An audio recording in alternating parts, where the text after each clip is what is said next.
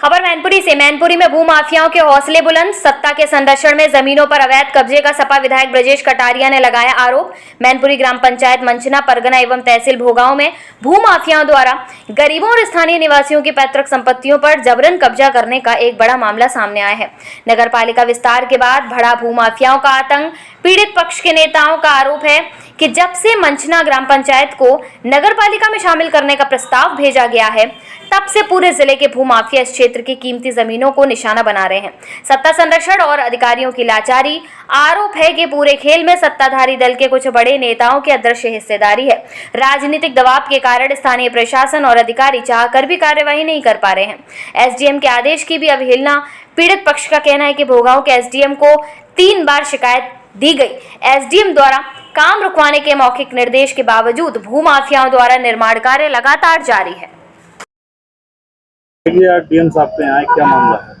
देखिए, हमारी ग्राम पंचायत मंचना ये नगर पालिका में सम्मिलित हो रही है और जब से नगर पालिका में सम्मिलित होने का प्रस्ताव इसको भेजा गया है, तब से पूरे जिले के भूमाफिया पूरी ग्राम पंचायत मंचना पे डकैती डालने के लिए तैयार हो गए।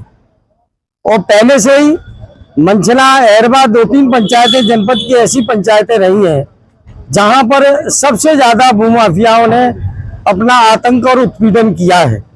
और जब से नगर पालिका होने की प्रक्रिया स्टार्ट हुई, पूरे मंचना मौजा में पूरे जिले के भूमाफिया डकैती डालने के लिए उत्साहित और ललायत हो गए।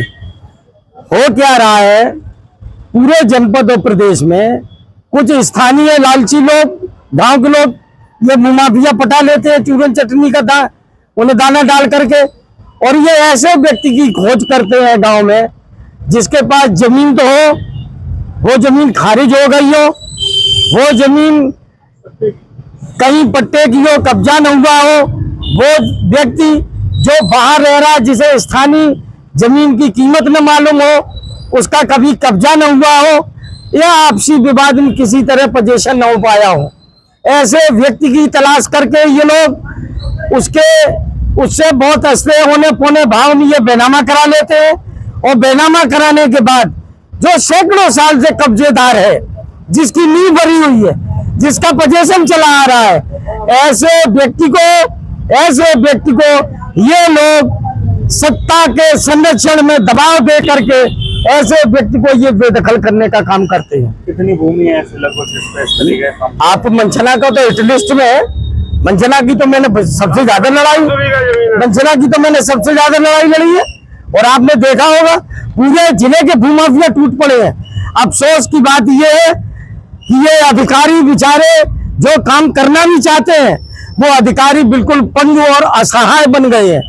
क्योंकि इसमें सत्ता से संबंधित बहुत बड़े बड़े सत्ताधारी लोगों की उसमें अदृश्य हिस्सेदारी, अदृश्य पार्टनरशिप है, और वो अदृश्य हिस्सेदारी, अदृश्य पार्टनरशिप बन करके पूरा अधिकारियों पे दबाव दे करके कब्जा हो रहा है। इसी प्रकरण को लेकर के कल छुट्टी वाले दिन भी मैंने एसडीएम साहब को बामुश्किल 2-2:30 बजे खोज पाया। 2:30 बजे 1 घंटा में उनके पास बैठा, 4 बार उन्होंने फोन किया, आज भी सुबह फोन किया कि कम से कम मेरे आने तक काम रुकवा दिया जाए। आप विश्वास करिए, एसडीएम साहब के आदेश के बाद भी निरंतर काम जारी है और वो जिले के भारतीय जनता पार्टी के बड़े नेता हैं जिनके अब नाम समय पर बता दिया जाएगा, वो अदृश्य हैं, उनकी अदृश्य पार्टनरशिप है। लेकिन मैं आपके माध्यम से कह रहा हूँ, ये मेरी पंचायत है, मेरे लोग हैं, मैं इनके साथ जुल्म जाति नहीं होने दूंगा। डीएम साहब से मिले? मैं डीएम साहब से मिला, अपनी बात रखाया हूँ कि महोदय आप कम से कम इन गरीबों को न्याय दो, आताताइयों से कम से कम मेरी पंचायत और गरीब लोगों को मुक्ति दिलाओ।